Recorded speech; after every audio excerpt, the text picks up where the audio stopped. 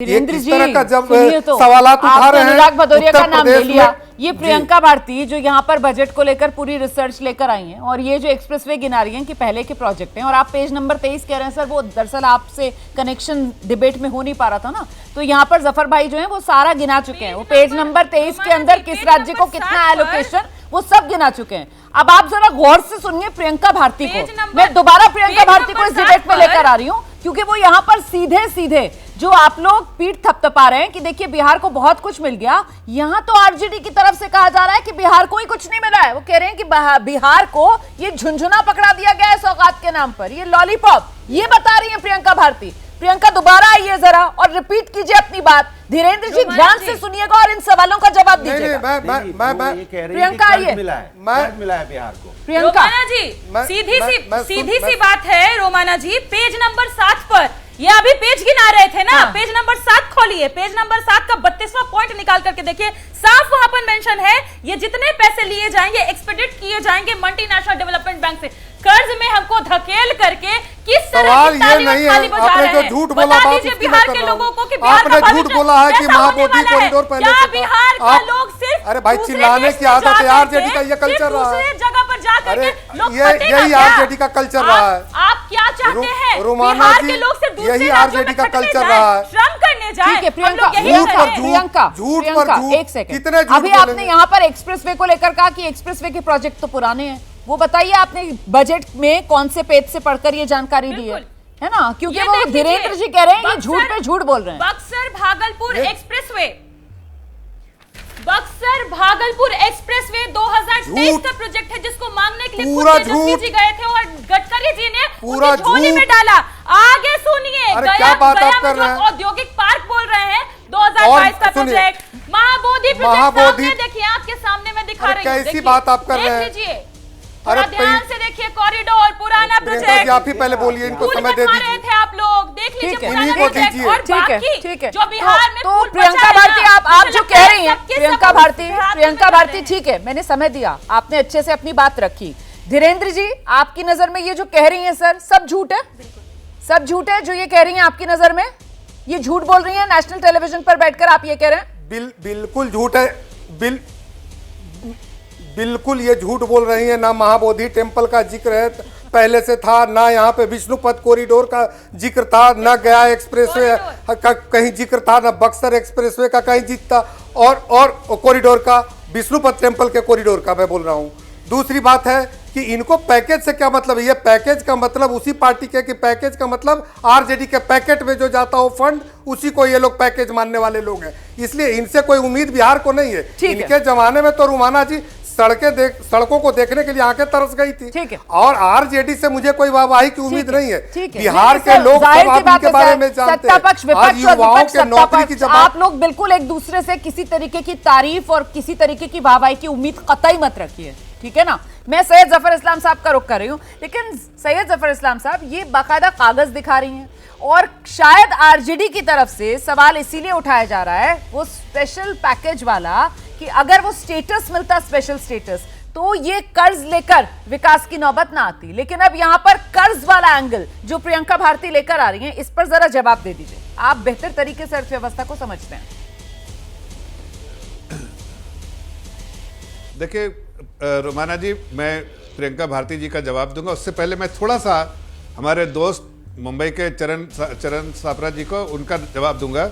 मैं उनको बताना चाहता हूं कि देखिए सेक्टर वाइज एलोकेशन जो किया है, जो आप बोल रहे थे कि वो गलत है, और ये मेरे पास बजट की कॉपी, मैं आपको बजट की कॉपी से भी दिखा सकता हूं, लेकिन सिर्फ उसमें से 4-5 आंकड़े आपको बताते हो। एग्रीकल्चर के लिए 140 जो रिवाइज एस्टिमेट था, 1,40,000 करोड़ था, उसको 1,51,000 करोड़ किया है। एजुकेशन है 1,08,000 से 1,25,000 करोड़ हुआ है। हेल्थ का 79,000 करोड़ से 89,000 करोड़ हुआ है। रूरल डेवलपमेंट का जो है 2,38,000 करोड़ से 2,65,000 करोड़ हुआ है। सोशल सेक्टर के लिए 46,000 करोड़ से 56,000 का आवंटन किया गया है। डिफेंस में 12.9% का आवंटन ज्यादा हुआ है। ये आपकी जानकारी के लिए बजट डॉक्यूमेंट आप जो आपके किसी भी एमपी से ले लीजिएगा, जो सदन में बटा है उसको किसी एमपी से ले लीजिए। कैसे कह रहे थे आंकड़ों में कटौती हुई है, ठीक है ना। अब जल्दी से प्रियंका भारती का जवाब, उसके बाद सापरा साहब आपके पास आएंगे। मैं तो डॉक्यूमेंट लेके बैठा हूं, ठीक है। हाँ नहीं देखिए, प्रियंका भारती जी को बताना चाहता हूं कि वो भी जानती है, अगर इतना रिसर्च करके आई हैं तो ये भी रिसर्च करके आई होंगी।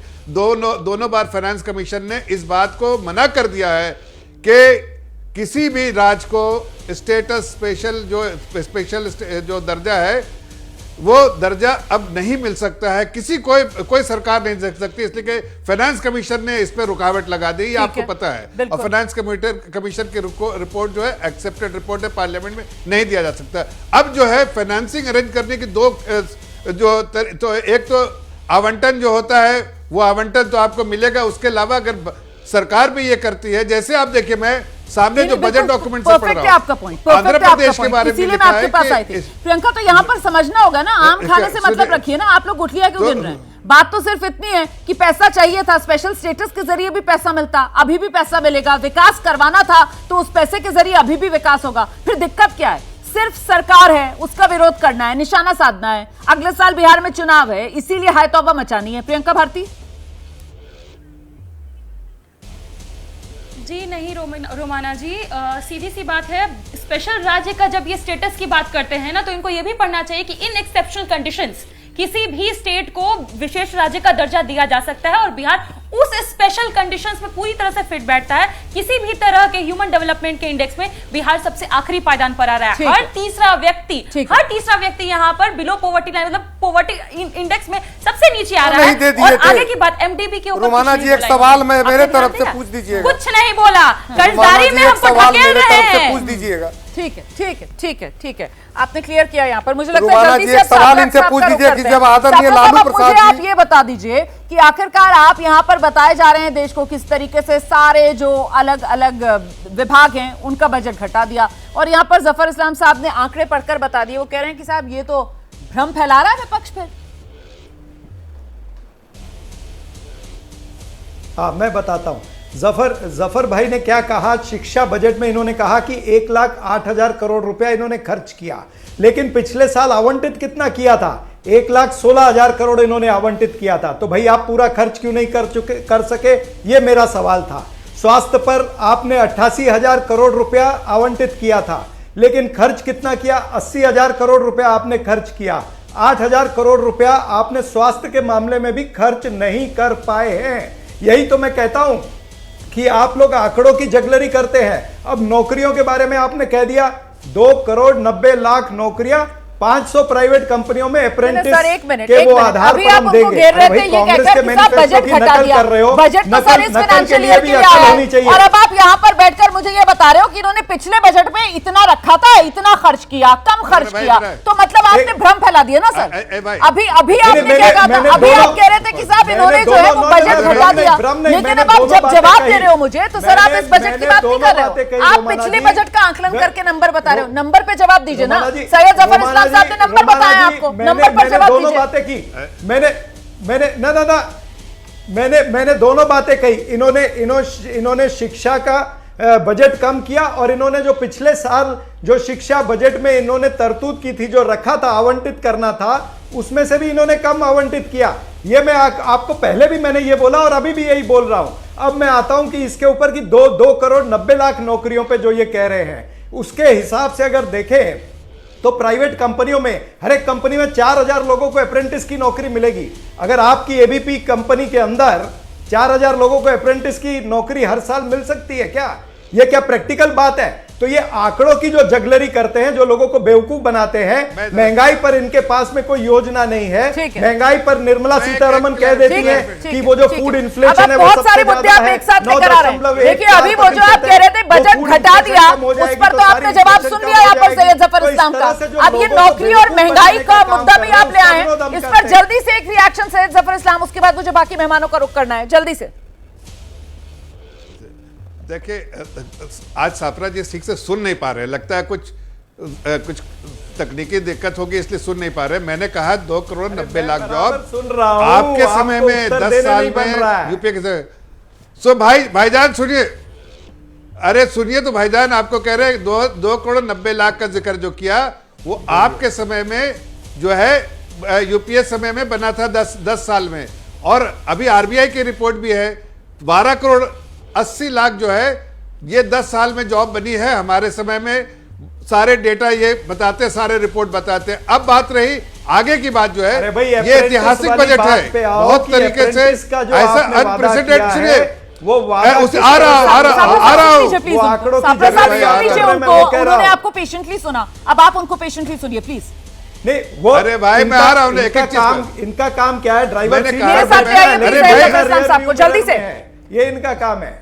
जफर भाई, तो कैसे भाई ये आगे बजट देखते ऐतिहासिक रहेगा, बजट? चलाओ। सफरा जी सुन लो भाई।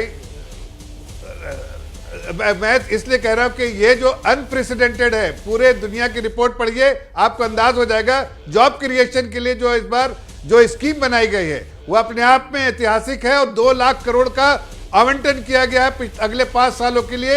और सारी नौकरियां जो होगी वो इसी प्लस जो कैपिटल एक्सपेंडिचर जो 11 लाख करोड़ का है, वो दोनों मिला के जो होगा उसमें बहुत सारी नौकरियां, व्हाइट कॉलर और ब्लू कॉलर जॉब होगी। तो फिर अनुराग भदौरिया जी, 24 चुनाव, महंगाई है, बेरोजगारी है, महंगाई है, बेरोजगारी है, यही कह कहकर आप लोगों ने सरकार की घेराबंदी की। और अब 24 चुनाव के बाद जो पहला पूर्ण बजट सरकार लेकर आई, उसमें महंगाई और बेरोजगारी का ही सरकार इलाज ढूंढ लाई, इसीलिए छटपटाहट विपक्ष की। 10 वर्षों से विपक्ष तो सीधी सी बात बता रहा है कि 2014-15 में, एक मिनट रुको, मैं अपनी बात कह लूं, इनको हटाओ तब प्लीज तो मेरे साथ लेकर आइए जरा अनुराग। देखिए, साल 2014-15 में आप देखोगे कि अगर ग्रॉस टैक्स रेवेन्यू किया गया था तो कॉर्पोरेट टैक्स पाया गया था 34%, जो अब 2025 में घट के अब 26% रह जाएगा।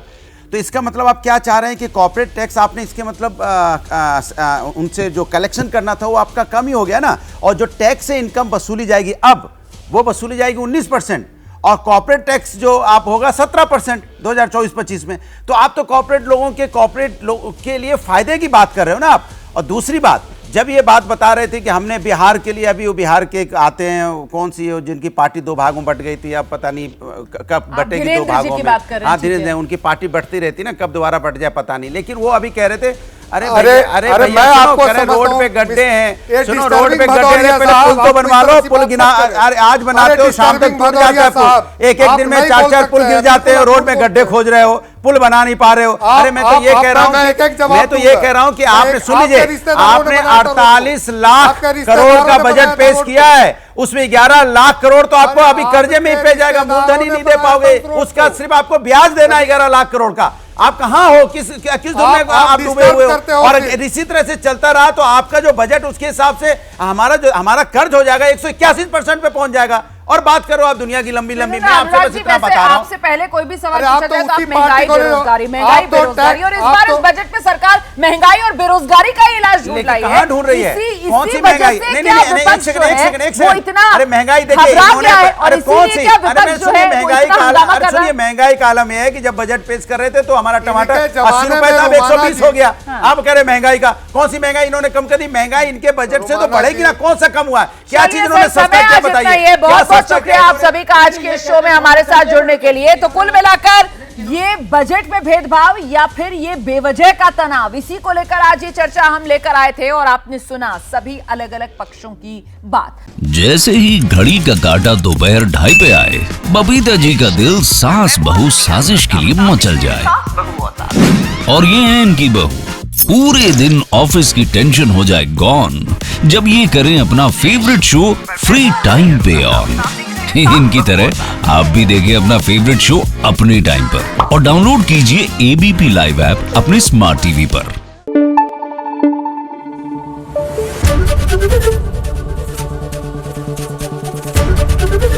एबीपी न्यूज आपको रखे आगे।